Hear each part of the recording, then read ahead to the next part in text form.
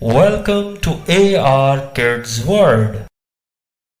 جی ہاں تو ننے دوستو، آج میں آپ کو کہانی سنانے لگا ہوں گھمنڈی بیل کی۔ ایک دفعہ کا ذکر ہے کہ ایک بیل روزانہ ہی کسی نہ کسی جانور سے دوڑنے کی شرط لگاتا۔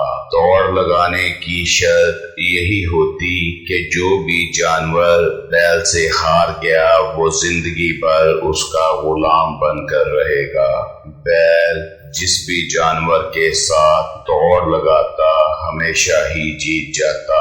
کافی سارے جانور اس کے غلام بن چکے تھے۔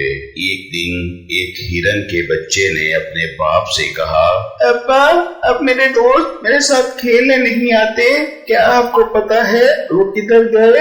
ہرن بولا، بیٹا ان کو تو بیل نے دوڑ ہرا کر اپنا غلام بنا لیا ہے، اس لیے وہ تمہارے ساتھ کھیلنے نہیں آتے۔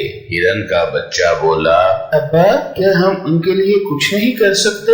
ہرن بولا، میرے بیٹے میں کچھ کرتا ہوں ان کے لیے۔ یہ سوچ کر اگلے دن ہرن بیل کے پاس گیا اور اس سے کہا، ہاں بھائی بیل، کیا تم میرے ساتھ دوڑ لگاؤ گے؟ بیل بولا، ہرن تمہارے ساتھ دوڑ تو لگا لوں، لیکن تمہیں یاد ہے نا میری شرط، اگر تم ہار گئے تو ساری عمر میرے غلام بن کر رہو گے۔ ہرن بولا، ہاں ہاں بیل مجھے یاد ہے اور میں اس پر عمل کروں گا، لیکن اگر تم ہار گئے تو تمہیں سارے جانوروں کو چھوڑنا پڑے گا۔ بیل بولا، ٹھیک ہے ہرن، مجھے منظور ہے۔ دونوں کی ریس شروع ہوئی۔ ریس شروع ہوتے ہی ہرن آگے آگے نکل گیا، بیل پیچھے رہ گیا۔ بیل پورا زور لگا رہا تھا کہ وہ ہرن سے آگے نکلے، لیکن ہرن اس کے پکڑائی میں نہیں آ رہا تھا۔ اپنی ہار دیکھ کر بیل نے ایک سینگ ہرن کے مارا۔ ہرن زخمی ہو کر وہاں پر گر پڑا۔ بیل دوڑ کر جیت گیا، جبکہ ہرن کا خون بہنے کی وجہ سے ہرن مر گیا۔ سارے ہی جانور بہت دکھی ہوئے۔ اب کوئی بھی بیل کے ساتھ شرط نہیں لگاتا تھا۔ ایک دن ایک چیونٹی نے ہرن کے بچے سے پوچھا، دوست تم کیوں ہر وقت اداس اداس رہتے ہو، کیا بات ہے؟ ہرن کا بچہ بولا، کچھ نہیں، میرے بابا کو بیل نے مار دیا، اب میرا اس دنیا میں دل نہیں لگتا، میں اب کیا کروں؟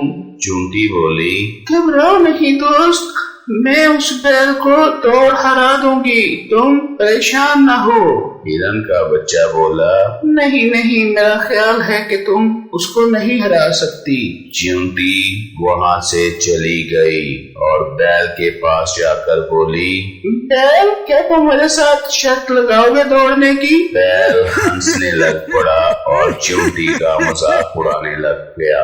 ارے تم کہاں سے آ گئی ننھی مخلوق، تمہارا اور میرا کیا مقابلہ، بھاگو یہاں سے، تم میرے ساتھ دوڑ لگا سکتی ہو؟ چونٹی بولی، لگتا ہے تم نے میری شہرت پہلے ہی سن رکھی ہے، اس لیے ڈر رہے ہو، میں تو 5 جنگلوں کی مشہور تیز ترین مخلوق ہوں۔ بیل کچھ سوچ کر چونٹی کے ساتھ دوڑ لگانے کے لیے راضی ہو گیا۔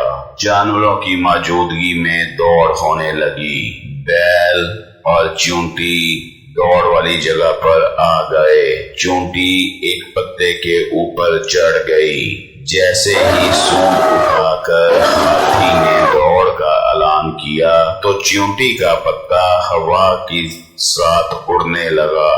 بیل تیز تیز بھاگ رہا تھا، لیکن اسے پتا ہی نہیں کہ چونٹی تو پتے پر بیٹھ کر پہلے ہی دوڑ جیت چکی ہے۔ بیل سمجھا چونٹی پیچھے ہے اور وہ تیز تیز بھاگتا رہا۔